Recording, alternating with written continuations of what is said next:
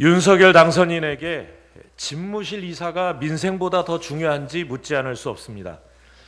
선거 때는 당장이라도 50조 손실보상, 1,000만 원 방역지원금을 지급할 것처럼 공약하더니 당선 이후엔 온통 이사 이야기뿐입니다. 당선인이 돼서 그 외출을 한, 그러니까 외부 활동을 위해서 외출한 첫 번째 활동이 집 보러 다니기였던 것 같습니다.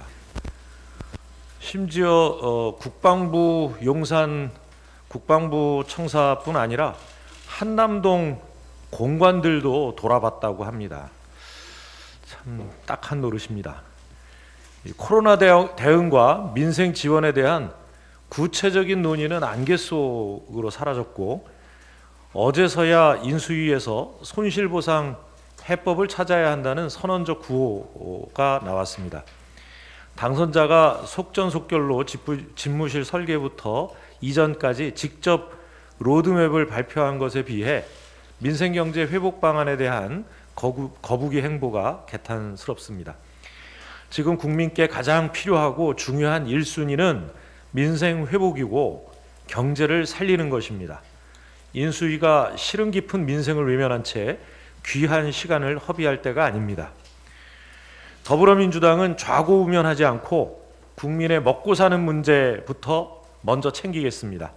코로나 방역에 따라 상처가 깊은 소상공인 피해 보상을 제대로 그리고 신속하게 지원하겠습니다. 특히 국회에서 온전한 손실보상과 소상공인 지원을 위한 추경 논의가 하루빨리 이루어져야 할 것입니다. 국민의힘이 말한 대로 4월 추경을 실현할 의지가 있다면 신속하게 재원 마련 방안과 추경 규모 등을 논의해야 할 것입니다. 민주당은 준비되어 있습니다. 여야가 이미 합의한 바 있는 온전한 손실보상을 위한 소상공인 지원법과 자영업자 소상공인 임대료 부담을 줄이는 상가 임대차 보호법 등 3월 국회 민생 입법 과제 처리에도 속도를 내겠습니다. 민주당은 맡은 바 책무를 다하는 일하는 국회로 민생과 함께하겠습니다. 대선은 끝났지만 정치개혁은 이제 시작입니다. 민주당은 국민께 약속한 정치개혁을 하나씩 실행에 옮기겠습니다. 당장 6월 지방선거를 정치개혁의 첫걸음으로 삼겠습니다. 정치개혁을 향한 민주당의 진정성과 대선 과정에서 확인한 민심을 모두 담아낼 것입니다. 민주당은 이미 국민 통합을 위한 정치개혁을 당론으로 채택한 바 있습니다. 가장 먼저 기초의원 선거 중대선거구제 도입에 나서겠습니다.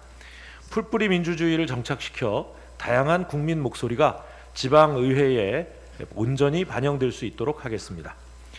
윤석열 당선인도 지난 2월 TV토론에서 국민 대표성이 보장될 수 있는 중대선거구제를 정치하기 전부터 선호해왔다, 이런 입장을 밝힌 바 있습니다.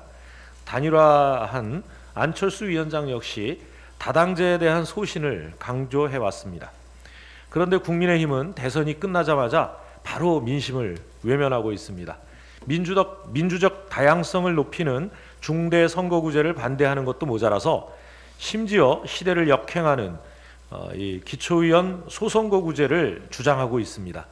20년 전으로 돌아가자는 것입니까? 게다가 광역의원 정수는 무리하게 10%나 확대를 하자고 나서고 있습니다. 자기들 욕심만 채우려는 것입니다. 국민의힘 주장에는 정치혁신의 의지라고는 찾아볼 수가 없습니다.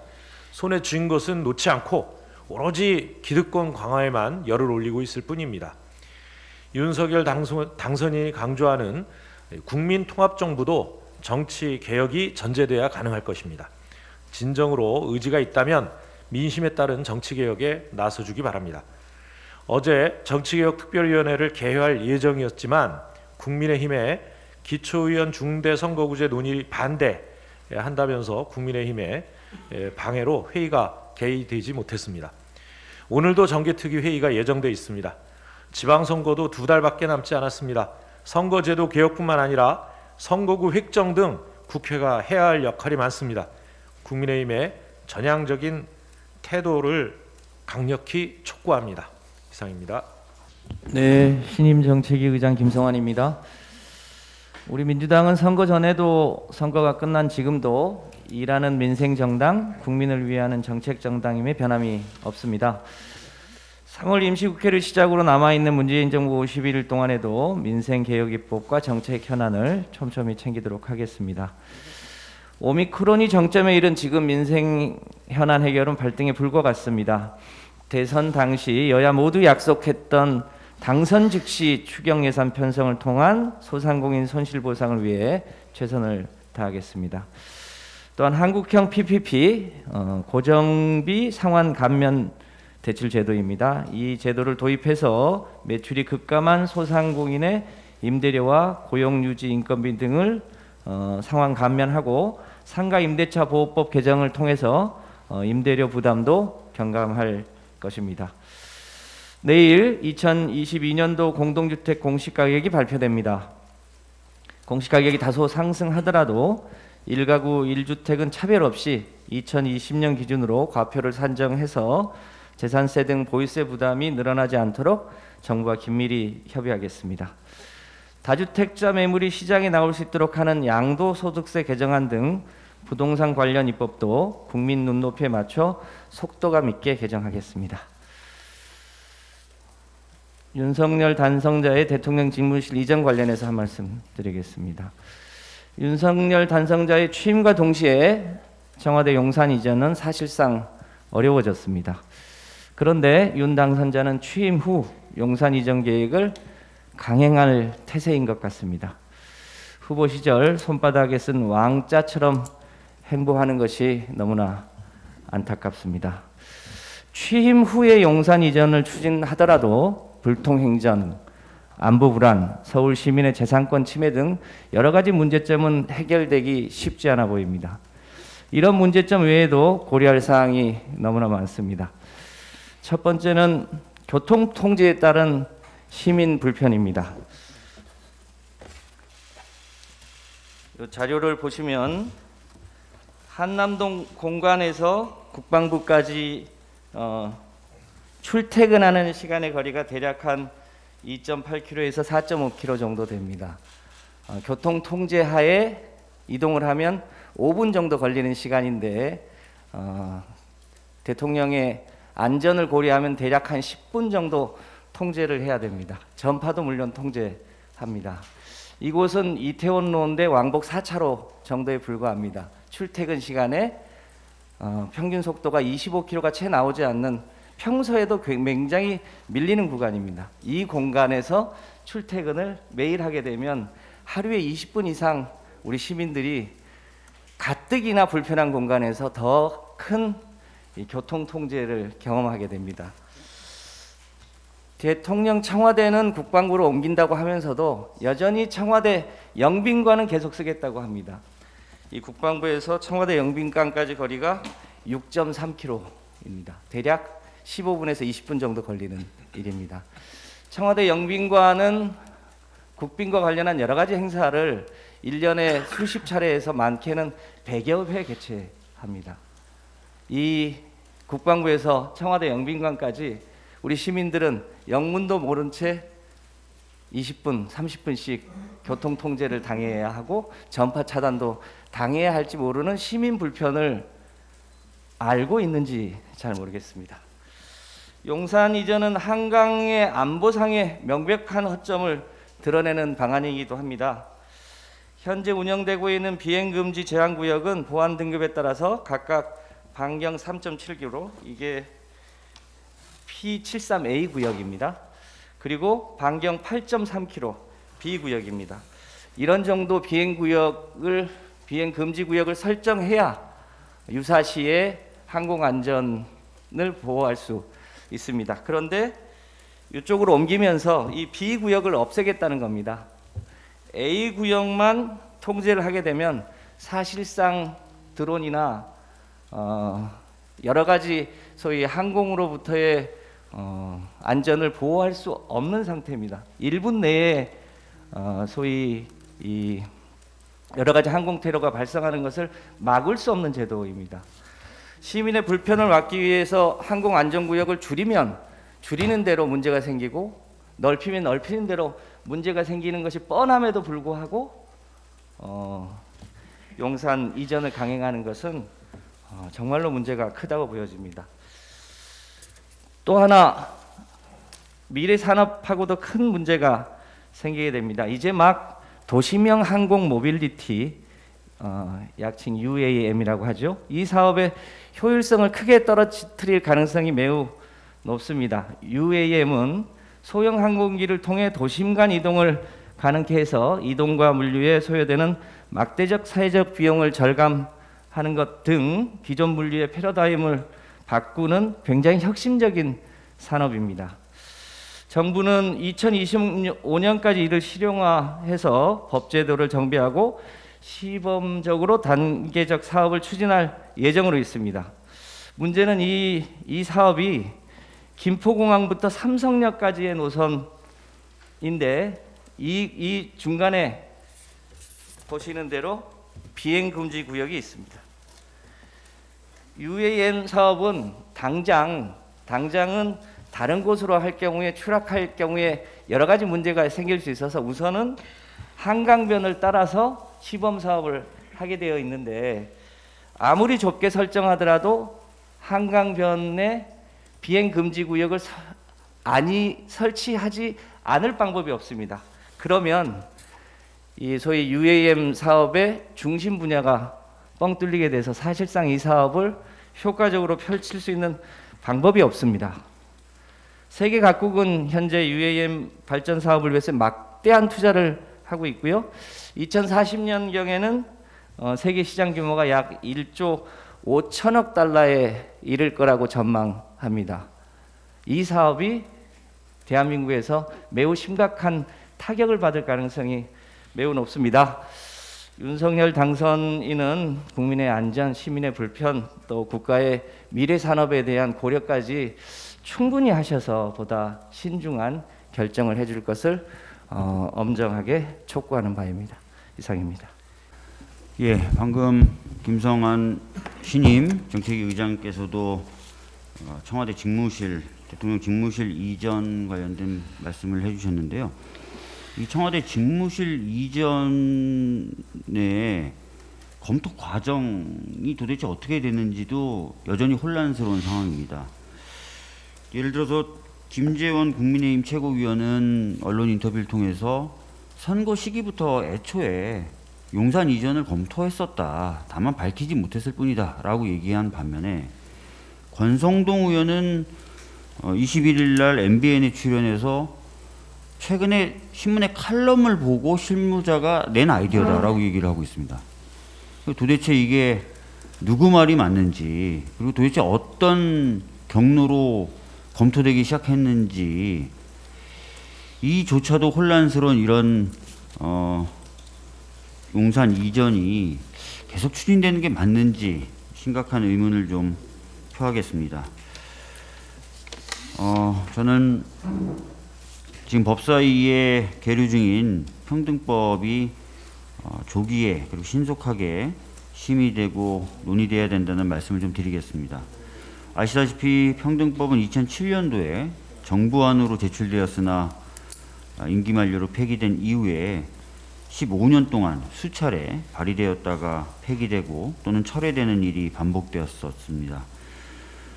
이 과정에서 이 평등법에 대해서 꼭 빠지지 않았던 우려가 이 법이 혹시 개인의 양심의 자유나 종교의 자유나 학문과 예술의 자유 등을 침해하는 것 아니냐라는 것이었는데요. 지금 발의되어 있는 법안들을 좀 천천히 읽어보신다면 그것은 명백한 오해다라는 것을 금방 아실 수가 있습니다.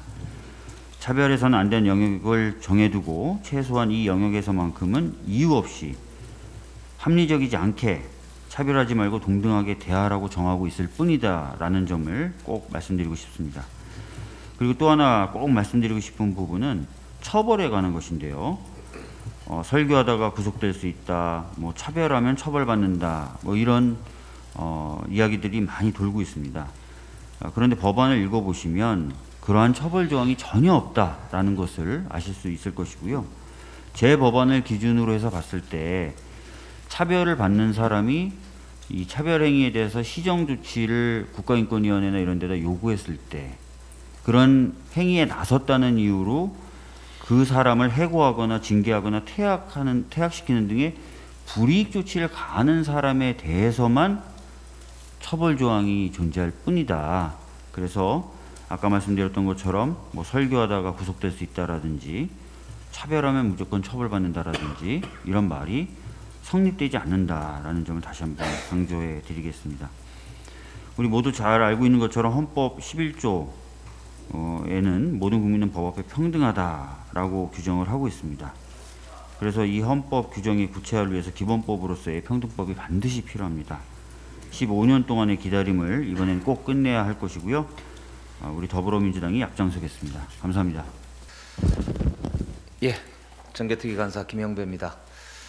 윤석열 당선인이 집터와 사무실 터를 보러 다니면서 민생을 외면하는 사이에 국민의힘은 정치개혁의 국민적 열망을 정면으로 뒤집는 윤석열 표 불통 정치를 보여주고 있습니다. 대통령 선거가 끝나자마자 정개특위에서 민주당의 당론 법안인 기초의원 중대선거구 법안을 상정조차 반대하면서 어제 정개특위 회의가 열리지도 못하고 무산되었습니다.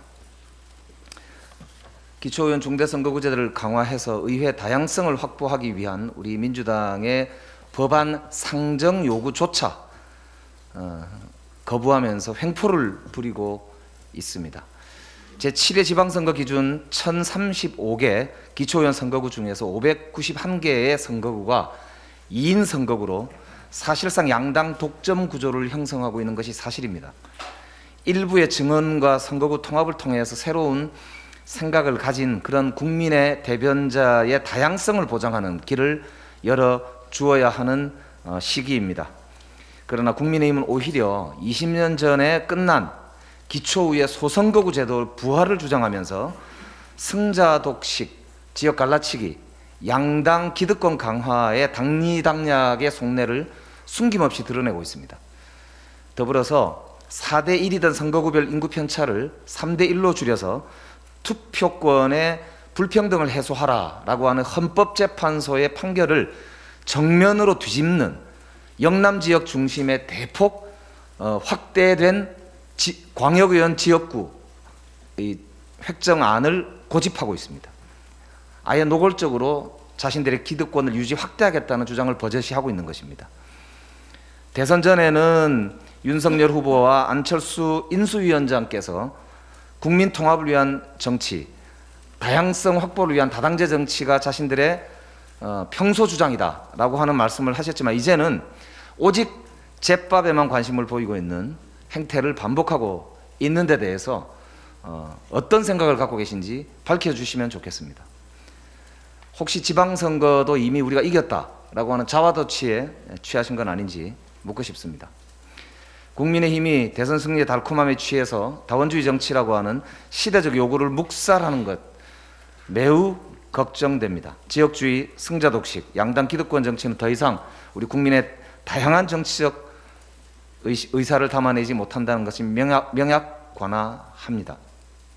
이번 대선에서 국민들은 정권교체뿐만 아니라 정치교체의 열망이 상당하다는 것을 분명히 보여주었습니다. 윤석열 당선인과 국민의힘이 막가파식으로 이렇게 불통정치를 계속한다면 우리 민주당은 중대한 결심을 할 수밖에 없다라고 하는 점을 오늘 분명히 밝혀둡니다. 더불어민주당 정치개혁특위위원들은 일하시는 분들, 장애인, 청년 등의 다양한 국민의 목소리와 의사가 온전히 반영될 수 있는 기초의회 중대선거구제 강화와 국민통합정치의 제도적 완성을 위해 끝까지 최선을 다하겠다는 말씀을 드립니다. 이상입니다.